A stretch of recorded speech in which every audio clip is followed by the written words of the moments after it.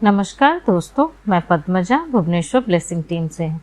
हम चर्चा कर रहे हैं तर्कम सदरयन जी के द्वारा लिखी गई किताब कर्म और पुनर्जन्म के 26वें चैप्टर, जिसका शीर्षक है सेल्फ रिनाउंसिएशन। इसमें कुछ क्वेश्चंस एंड आंसर्स का जवाब दे रहे थे, तो अभी और कुछ क्वेश्चंस आज हम लेंगे।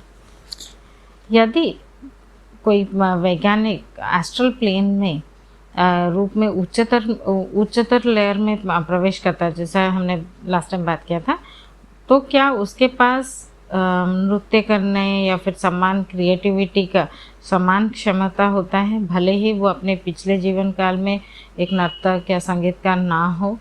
क्या वो वहाँ नया शुरुआत कर सकता है?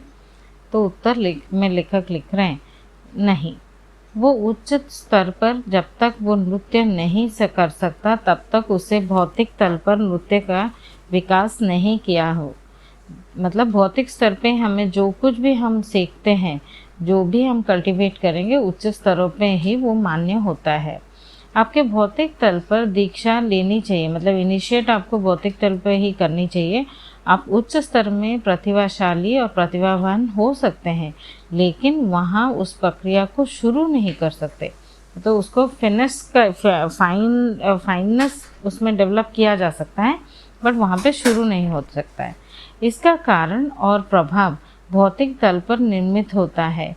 यही कारण है कि यीशु ने भौतिक तल पर रूपांतरण की दीक्षा ली और सूक्ष्म तल पर नहीं।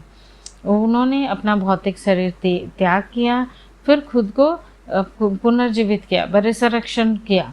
यही हम सभी को करना चाहिए। अपनी उन्नति का प्रमाण भौतिक तल से आना चाहिए। यदि आप यहाँ से शुरू करते हैं तो आप वहाँ जारी रख सकते हैं। अगर वैज्ञानिकों को कला पसंद है और वो उसी तर्ज पर काम करना शुरू कर देता है, तो उनके पास सूक्ष्म स्तर पर काम करने की नींव होती है। यदि कोई व्यक्ति अनंत जीवन में विश्वास नहीं करता है और वह गणना करने के लिए उसके लिए अनदेखा कर देता है और कहता है कि मेरी कोई मृत्यु नहीं, तो उसके पास कोई मृत्यु नहीं होगी। जब वो मर जाएगा तो वह पूरी तरह से अवतार में रहेगा। यदि आप 2000 साल तक अपने जो बेहोशी की स्थिति में हैं, तो उस स्थिति में भी रह सकता है। यदि आप नहीं करते हैं तो आप एक भयानक स्थिति में होते हैं। ये ज़्यादातर लोग होते हैं जो हमारी दुनिया में समस्याएं पैदा करने वाले एक जीवन में विश्वास रखते हैं।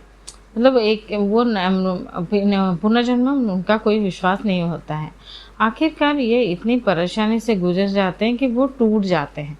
तो इसलिए हमें जो कुछ भी करना होगा इसी फिजिकल वर्ल्ड में ही हमको करना होगा। फिर दूसरा प्रश्न लेते हैं, क्या आपने जो 2000 वर्ष की अवधि का उल्लेख किया पृथ्वी काल के समान होता है? तो उत्तर में लेखक लिखते हैं, समय हमारे दृष्टिकोण से मापा जाता है, लेकिन 2000 साल अन्य स्तरों पे हो सकता है एक ही दिन हो और बिल्कुल भी समय नहीं हो, लेकिन हमारे पैमाने पर 2000 साल बीत जाते हैं। उदाहरण के लिए बहुत सारे एटलांटिस आत्माएं अभी अवतार ले रही हैं। उनके पास परमाणु युद्ध, लेज़र बीम युद्ध, प्रोग्रामिंग युद्ध के उनके पास साधन थे। जब शायद वही लोग अभी हमें परमाणु युद्ध की तरफ ले जाएंगे, क्योंकि वो अभी जन्म कर रहे हैं। वो जब वे दूसरी तरफ थे, उन्होंने सोचा कि वो सो रहे हैं और कुछ दिनों बाद फिर से पैदा होंगे, लेकिन तब तक 2000 या 18 मिलियन ईयर्स बीत चुके होंगे। वैसे स्लीपर्स में 2 वर्ग हैं। पहला वर्ग जो अच्छी तरह से विकसित नहीं है, जानवर से थोड़ा सा ऊपर। वो खाता पीता है, लेट जाता है, सब कुछ भूल जाता है और वे ज़्यादातर सो रहे हैं। बाइबल उन्हें संदर्भित करता है और कहता है और वो नींद में प्रवेश करते हैं, मतलब वो अभी अवेयरनेस में है ही नहीं। दूसरा वर्ग जो होता है वो मृत्यु के बाद जीवित रहने का कोई विश्वास या कोई आग्रह नहीं होता। उनका धर्म उनको सिखाता है कोई आफ्टर लाइफ है ही नहीं। उनका दर्शन कहता है जब वे मर जाते तो वह समाप्त हो जाते हैं, क्योंकि इस तरह के एक विचार निर्माण करते हैं बाद में जीवन का। वो जिस तरह का विचार वो निर्माण करते हैं उसी तरह के जीवन का अनुभव लेते हैं। अब उन्हें विपरीत होने का अनुमति नहीं देता, इसीलिए वो ऐसा कर ही नहीं पाते हैं। यदि हम पदानुक्रमित योजना के अनुरूप अधिक गहराई से काम करते हुए अधिक सेवा, अधिक सीखने, अपने शिक्षकों का आज्ञा पालन करते हुए खुद को अधिक परिष्कृत और प्रदर्शित करते हैं, तो इन गतिविधियों में हिस्सा में हमारा दिल रहता है। जब हम फिर अवतार लेते हैं तो हम बहुत कम उम्र से ही प्रार्थना करना, नृत्य करना, ध्यान देना वो करना चाहते हैं।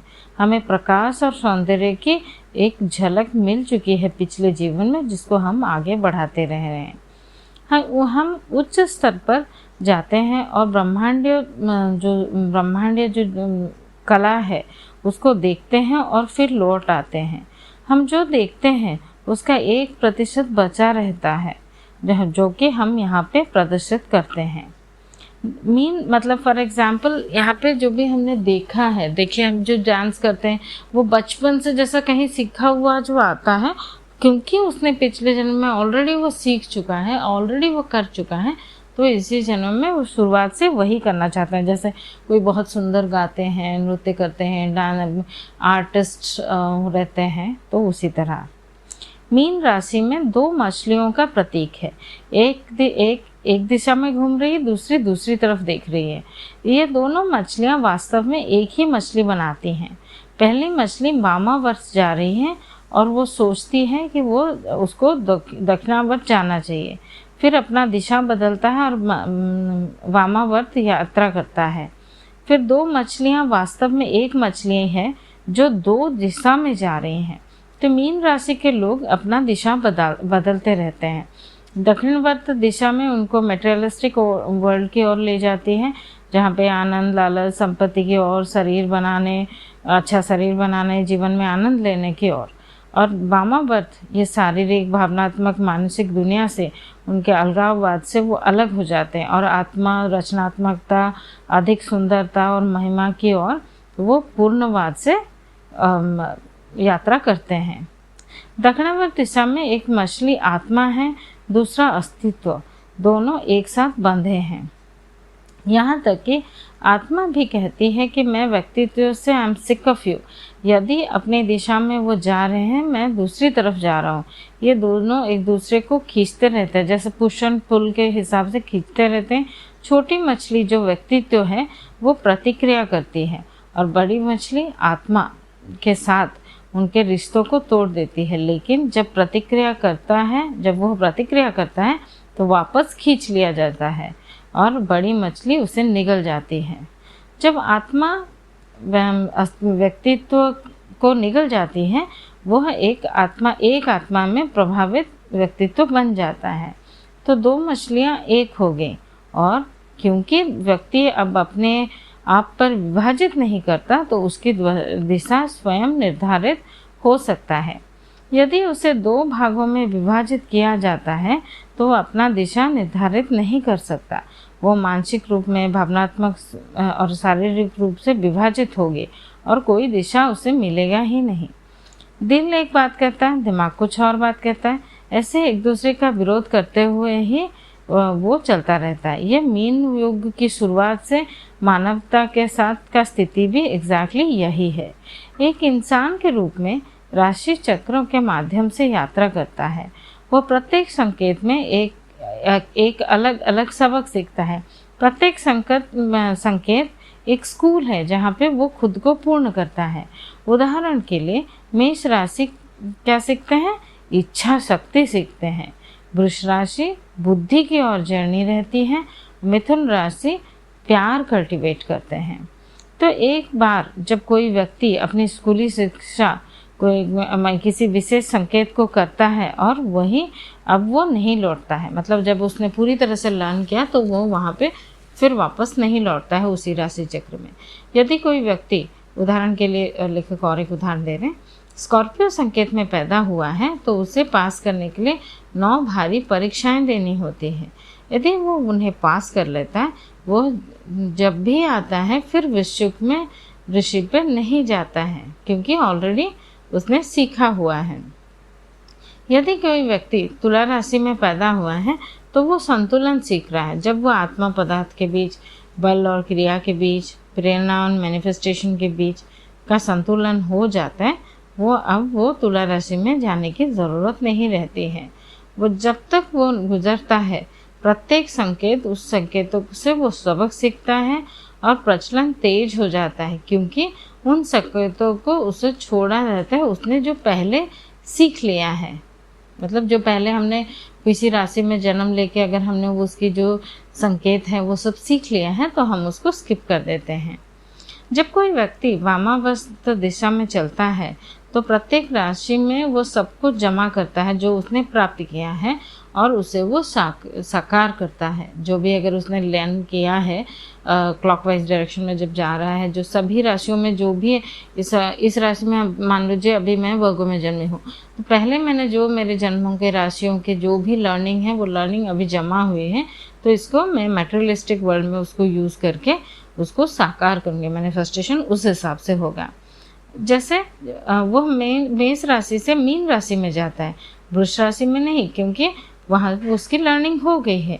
वहाँ से वो कुंभ में जाता है। एक बार जब वो साबित कर देता है कि वो मीन राशि का पार्ट सीख लिया है, जो भी राशि का पार्ट है वो सीख चुका है, तो वो अगले संकेत पर जाता है।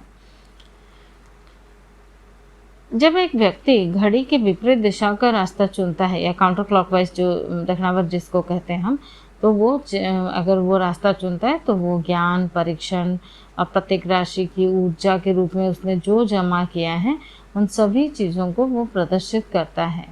यदि कोई व्यक्ति एक निर्धारित समय में या एक घड़ी की सुई का चक्कर पूरा नहीं करता है, उसका हारना तय हो जाता है। हमें यह अधिकांश लोग दक्षिणावर्त यात्रा कर रहे हैं, मतलब जो क्लॉकवाइज ही चल रहे हैं। जब यीशु ने कहा उद्धार आज है कल नहीं, इसका अर्थ हमारी जो घड़ी के दिशा में घूमना है, ना कि एक जीवन काल। मतलब ये समय के बारे में बात नहीं करें, हमारा डायरेक्शन बात करें। ये एक सांकेतिक भाषा में बोल रहे थे। हम दक्षिणावर्त की यात्रा करें या वामावर्त यात्रा करें, अपने निर्णय से निर्धारित होती है। जब ये व्यक्ति एक स्टैंड लेता है और कहता है कि अब से आई विल बिहेव, मतलब अब बस हो गया, अभी मुझे चेंज चाहिए और मैं अपने हिसाब से चलूँगा, तो वो कोई डायरेक्शन चेंज करता है। जब वो स्पिरिचुअलिटी, व्यक्तित्व से, पर्सनालिटी से निकल के वो आत्मा की तरफ की जर्नी शुरू करता है। हम प्रतिदिन दक्षिणावर्त यात्रा करना शुरू करते हैं। हम पहले प्रतिदिन हम स्वेच्छा से शुरू करते हैं, फिर वो साप्ताहिक बनता है, फिर मासिक बनता है, फिर वार्षिक।